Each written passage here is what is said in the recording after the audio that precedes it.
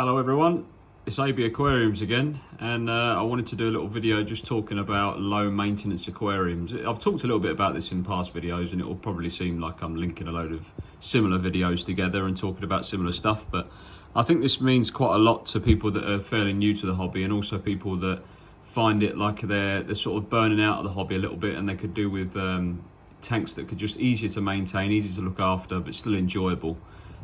So I've got two tanks here as a good example. I'd like to hope they're a good example anyway. And they're full of plants, absolutely packed out with plants. You've got some dwarf sage in there. There's an Amazon sword growing like crazy in the back there. Some hygrophila stems in the back. Some Java fern growing on the wood and what have you. But yeah, there's all sorts going on in plants wise. There's some live bearers. We've got just some standard guppies and endlers. Well, no, more or less just endlers in here. And there's some green neons and lots of shrimp and ram's horn snails. So yeah, we've got all sorts going on in there, and to be completely honest, I do next to nothing with it. I rarely clean the sponge filters out, maybe once every couple of months when when the bubbles start to get bigger and it's starting to not glug, but when you can tell when they're starting to get blocked, because the bubbles aren't as fine with the sponge filters, and you can tell they're ready to be rinsed out.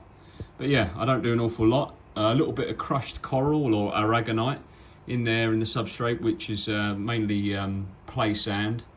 You can use that pool filter sand or any aquarium sand, but I like to mix a little bit of that crushed coral or aragonite into it now, just to help the shrimp and the snails have a little bit more calcium for their molting, and the building of the snail shells. The snails seem to do a lot better, and the shrimp seem to do pretty well as well. So yeah, they're not really, I'm not really doing a lot with these tanks. They kind of just plod along, tick along, and they're just something you can gaze at these are in the kitchen on my little small fish rack I've got here in the kitchen, and it's just good to just, you can sort of lose 5-10 minutes just staring at them and seeing what the little pieces of life is doing in there, whether it's the invertebrates or the fish, just watching them go about their day.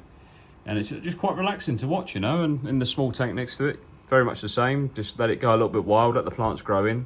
I will eventually snip them back and maybe plant some more of the stems, the offcuts, put some of the stems in other tanks. But yeah, I'll let them go a little bit crazy. These aren't aquascaped and looking like show tanks by any means, obviously, as you can tell, but I kind of like to let them grow in and look kind of lush and like a little ecosystem. Everything seems to balance that way, and you get little to no algae.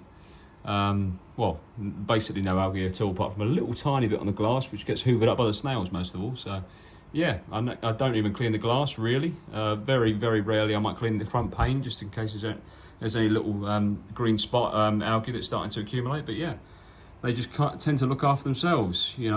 Water change once every couple of weeks. Drop maybe 20-30% of the water out and replace it, just to try stop it, all the nutrients being depleted in the water. And I feed quite heavy to help the water column have plenty of nutrients for the plants, but I don't fertilize the tanks.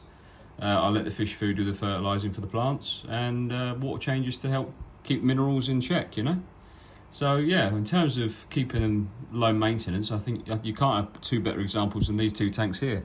That one there's around 60 litres, 50-60 litres, and that one there's about 20 litres. So yeah, they're not massive tanks by any stretch of the imagination, but they're just really easy to look after. You don't really do a lot with them. The light cycle's maybe 8 hours a day, and no algae. So yeah, I just wanted to show you these tanks here in case you're someone that wants to mess with your tanks all the time, or you find it quite hard work to let them sort of bed in like an ecosystem, start to build up inside. You can just let them do their thing, let them grow in, let the plants do the work, and let everything become an ecosystem inside. Let all the shrimp breed like crazy, let live bearers breed, and let it all become, like I say, become that ecosystem, and become that well-seasoned aquarium that we want to see. I know the snails are going a little bit crazy in this one, but I quite like that, and I like to feed some of the snails to my larger cichlids. They'll hoover them up in no time at all. So yeah, I quite like having lots of snails in my tanks. They like to keep everything clean, the rocks clean, and all the glass and what have you. So yeah, just another quick one here. Just want to talk a little bit about, once again, ecosystem aquariums, kind of a bit of a theme on my channel, and low maintenance aquariums that are easy to look after. So yeah, let me know what you think in the comments, whether these sort of aquariums apply to you, or whether you quite like this way of fish keeping. I'd like to hear from you. So I'll see you on the next one. Take care.